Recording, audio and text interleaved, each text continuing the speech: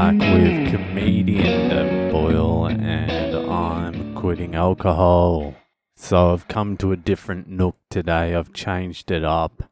I'm down in the deserted cafe. Fuck, I am sore today. So this morning they took out the epidural, which wasn't really painful, but it was uncomfortable. They take this little fucking tiny skinny tube that must be going down the center of your spine or something like that. They take that out and you can sort of feel it, and then they show it to you and you're like, okay, so does that mean pain's coming? Because I was kind of cruising after the fucking surgery. I was cruising because I guess it's because of the epidural. I was like, this is sweet. I am bulletproof. But that came out, and then the next thing they did was pull the catheter out of my fucking dick, which was uncomfortable, pleasurable, and fucking a little bit exciting.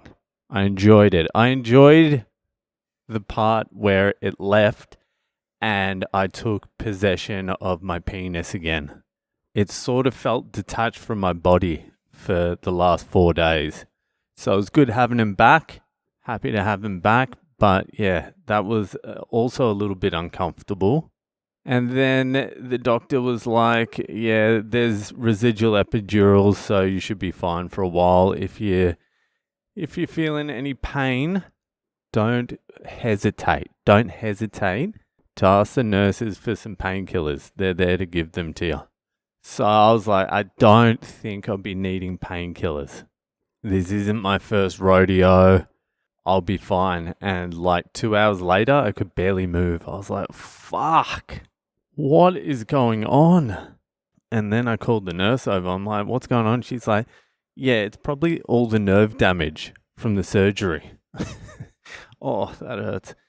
And I'm like, oh yeah, I had a surgery and there's lots of nerve damage.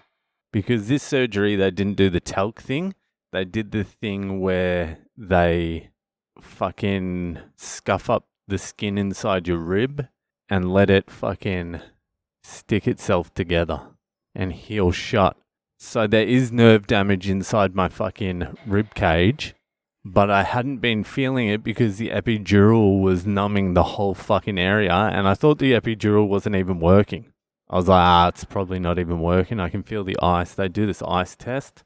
They put ice on your back and tell you if you can feel it, and I could feel it. So I didn't think it was working until they pulled it out, and I was like, no, I am fucking in a lot of pain now. So they did that, and I asked for painkillers, and that sort of didn't really even help at all. And then actually fucking Mark O'Keefe, comedian, the great comedian, the king of Cork, his mum came and visited me, and I tell you what, she came in, she bought me strawberries and biscuits and fucking blueberries. She came in for like 45 minutes, didn't take a breath, just started rolling off stories and fucking jokes. And she was more charismatic than any comedian I've ever met in my entire life. She had more charm, more natural charisma, and was naturally funnier than any comedian I've met anywhere in the world. And that's your average fucking Irish person as well. It's shameful and embarrassing to say you're a comedian in Ireland. And there's just something beautiful. I think it's especially in Cork.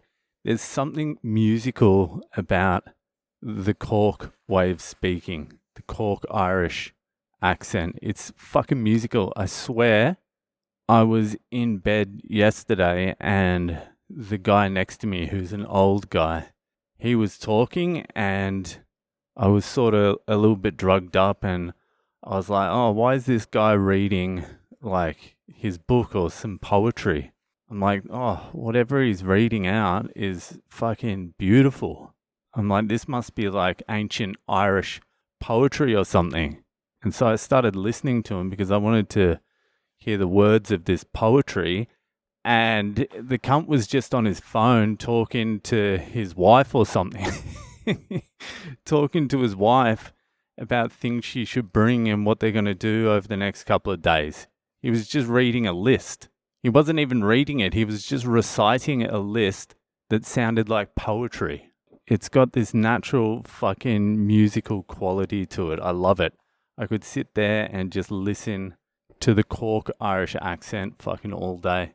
Anyway, fucking Mark's mum came and we had a good chat and a good laugh, and what a great lady she is. Just telling stories and all that sort of shit. Like, she was so sweet. It was so nice of her to drop in. And then not long after that, I had to get my fucking tube taken out of my chest. And that's when the real pain began. That's when I realized, actually, I have been in a surgery, because they fucking, I don't know what they had there, but it's like a stitch that's already in there. So they had to pull it out first, which was kind of fucking uncomfortable and hurt going through the wound. But they had this stitch and the lady was pulling it. So there must be a wound open, but they've already pre-ordered a stitch in there. And so she has to squeeze it shut. And that fucking hurt. And now I can feel all the wounds. So I had 3 cuts into my ribs. So one of them was for like tweezers. One of them was for like scissors. And the other one was for the cameras. And now I feel all of them. And I'm fucking in a lot of pain. And I've asked for a lot of painkillers, and none of them are really working how I'd like them to be working. I would like them to be working a lot fucking better than they are. But fucking, I don't know. I'm going back to get more now because I need to sleep. So they're saying I'm leaving tomorrow. I'll be going home tomorrow, which is, I'm ready. I'm fucking ready to be going home.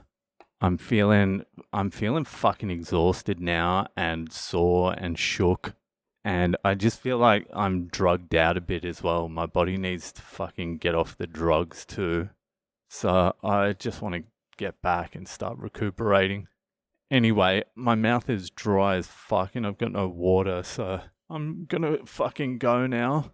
That'll fucking do it for tonight. And I'll see you the fuck later.